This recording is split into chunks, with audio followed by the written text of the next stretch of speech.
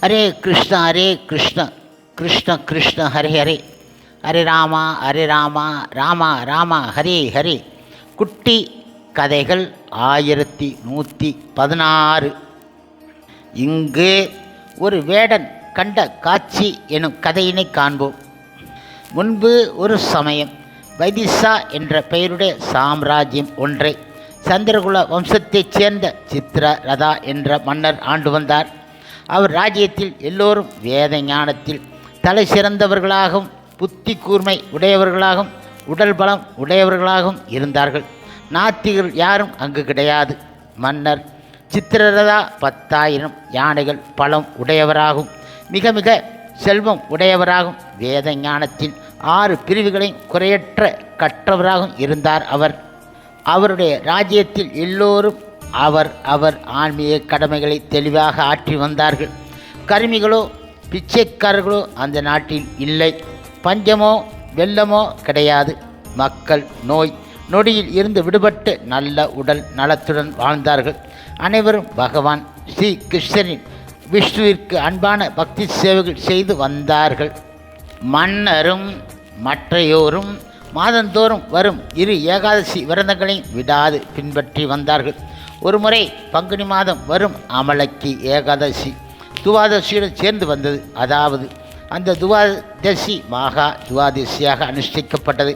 இந்த விரதம் மிக மிக பெரும் பலன் தரும் என்பதை உணர்ந்த மன்னர் சித்திரரதா தன் பிரஜைகளுடன் இந்த ஏகாதசி விரதத்தை கவனத்துடனும் உறுதியாகவும் எல்லா விதிமுறைகளுக்கும் உட்பட்டு பின்பற்றினார். அவர் நதியில் குளித்த பின்பு மன்னரும் மற்ற பிரஜைகளும் அருகில் உள்ள அமலக்கி நெல்லிக்காய் மரம் ஒன்று வளர்ந்துள்ள விஷ்ணு கோவிலுக்கு சென்றார்கள். மன்னரும் மற்ற முனிவர்களும் நீர் நிரம்பிய ஒரு பாத்திரத்தை மரத்திற்கு அர்ப்பணித்தார்கள். மேலும் அந்த மரத்திற்கு வெண்கொற்ற குடை, பாத அணிகள், தங்கம், வைரம், முத்து, பவளம் மற்றும் நறுமண பொருட்களையும் அர்ப்பணித்தார்கள். பின் பகவான் பரசுராமரை தியானித்து, ஓ பகவான் பரசுராமரே, ரேணுகாவின் புதல்வரே, எல்லோருக்கும் ஆனந்தம் தருபவரே, பிரபஞ்சத்தை விடுவிப்பவரே, இந்த நெல்லி மரத்தின் அடியில் வந்து எங்களுடைய பணிவான வணக்கங்களை ஏற்றுக்கொள்வீராக என வேண்டிக் கொண்டார்கள். பின்பு நெல்லி மரத்திடம், ஓ அமலக்கியே, பிரம்மாவின் பரம்பரையில் வந்த நீங்கள் எல்லா பாவ விளைவுகளையும் அளிக்கக்கூடியவர், எங்களுடைய பணிவான வணக்கங்களையும் இந்த பரிசுகளையும் ஏற்றுக்கொள்ளுங்கள். ஓ அமலக்கி, ஒருமுறை நீங்கள் பகவான் ராமச்சந்திரரால் வழிபடப்பட்டீர்கள். ஆகையால் யார் உங்களை வலம் வருகின்றார்களோ அவர்கள் சகல பாவங்களில் இருந்து விடுபடுவார்கள் என பிரார்த்தித்தார்கள். அதன் பின்பு மன்னர் சித்திரரதாவும் மற்றும் பிரஜைகளும் இரவு முழுவதும் விழித்திருந்து ஏகாதசி விரத விதிமுறைகளுக்கு ஏற்ப வழிபாடும் பிரார்த்தனைகளும் செய்தார்கள். இத்தகைய புனிதமான நேரத்தில் விலங்குகளை வேட்டையாடி உடல் வளர்க்கும் வேடன் ஒருவன் பசியுடனும் மயக்கத்துடனும் அந்த வழிபாடு நடந்த இடத்தை அணுகிவிட்டான்.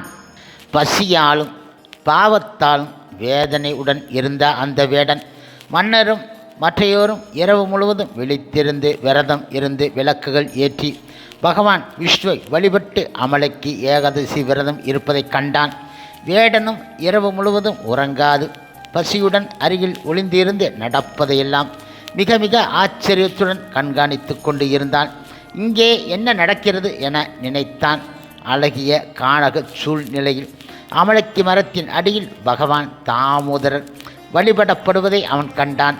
பக்தர்கள் பகவான் கிருஷ்ணன் திவ்ய லீலைகளையும் ரூபங்களையும் புனித பாடல்களாக பாடுவதை கேட்டான். அவன் களங்கமற்ற பறவைகளையும் விலங்குகளையும் கொன்று குவிக்கும் கொடிய வேடனாக அவன் இருந்தும் ஆச்சரியத்துடன் ஏகாதசி வழிபாடுகளை பார்த்தும் இறைவனின் துதி பாடுகளை கேட்டும் இரவு முழுவதும் கழித்தான் அவன்.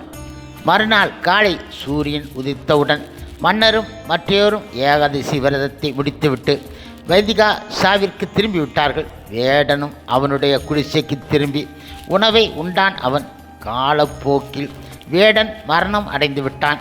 ஆனாலும் அமலக்கி ஏகாதசி அன்று விரதம் இருந்த மற்றும் பகவான் பெருமைகளை கேட்ட புனித படனால் அவன் ஜெயந்தி என்ற நாட்டை ஆண்ட வாசு விரத என்ற மன்னராக மறுபிறவி எடுத்தான். அவன் பகவான் விஷ்ணுவின் திரு அருளுக்கு பாத்திரம் ஆகிவிட்டான். அவன் முழுமுதற் கடவுள் மற்றும் பரம புருஷ பகவான் ஸ்ரீ கிருஷ்ணனின் தூய பக்தரான இந்த வேடன் வேத ஞானம் இல்லாதவனாகும், சாஸ்திர நெறிகளை பின்பற்றாதவனாகும், பாவ காரியங்களை செய்பவனாகும், பகவான் கிருஷ்ணரின் புனித திருநாமங்களின் பெருமைகளை அறியாததும், புனித வழிபாடுகளின் பலன்களை அறியாமல் இருந்து கூட பகவான் ஸ்ரீ கிருஷ்ணரின் பெருமைகளை கேட்டதாலும், பகவான் கிருஷ்ணரின் வழிபாட்டை பார்த்ததாலும் புனிதம் அடைந்து ஜட வாழ்க்கையில் இருந்து விடுதலை அடைந்து விட்டான் அவன்.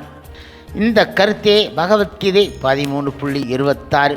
ஆன்மீக ஞானத்தில் ஆழ்ந்த அனுபவம் இல்லாத போதிலும் பிறர் இடம் இருந்த முழுமுதற் கடவுள் கிருஷ்ணரை பற்றி கேட்டதன் அடிப்படையில் அவரை வழிபட தொடங்குகின்றார்கள். அதிகாரிகள் இடமிருந்து கேட்பதற்கான தங்களது இயல்பின் காரணத்தால் அவர்களுக்கு பிறப்பு, இறப்பு, முதுமை, நோய் வழியினை கடந்து செல்கின்றார்கள் என குறிப்பிடப்படுகின்றது. மேலும் இது குறித்து சில பிரபுபாதா கூறுகையில், முழுமுதற் கடவுளை பற்றிய ஞானம் எவரிடம் உள்ளதோ அவரது தொண்டனாக ஆவதற்கு ஒருவர் கற்றுக்கொள்ள வேண்டும்.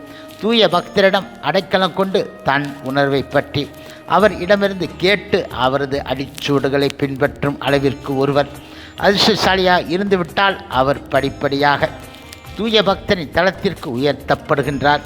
இந்த பதத்தில் கேட்டல் எனும் வழிமுறை மிக முக்கியமாக கூறப்படுகின்றது. ஒரு சாதாரண மனிதன் பெரும்பாலும் பேரளவு தத்துவவாதிகளைப் போன்று திறன் உடையவனாக இல்லாமல் இருந்தாலும் அங்கீகரிக்கப்பட்ட ஒருவர் இடமிருந்து நம்பிக்கையுடன் கேட்டல் அவனுக்கு உதவியாக அமையும். அதன் மூலம் அவன் ஜட வாழ்வினை தாண்டி இறைவனிடம் திரும்பிச் செல்ல முடியும் என குறிப்பிடுகின்றார்.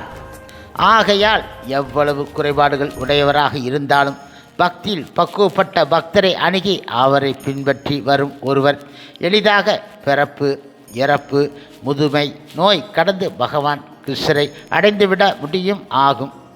ஹரே கிருஷ்ண ஹரே கிருஷ்ண கிருஷ்ண கிருஷ்ண ஹரே ஹரே, ஹரே ராமா ஹரே ராமா, ராமா ராமா ஹரே ஹரே. சில பிரபுபாதரின் சேவையில் இஸ்கான் பக்தர்கள்.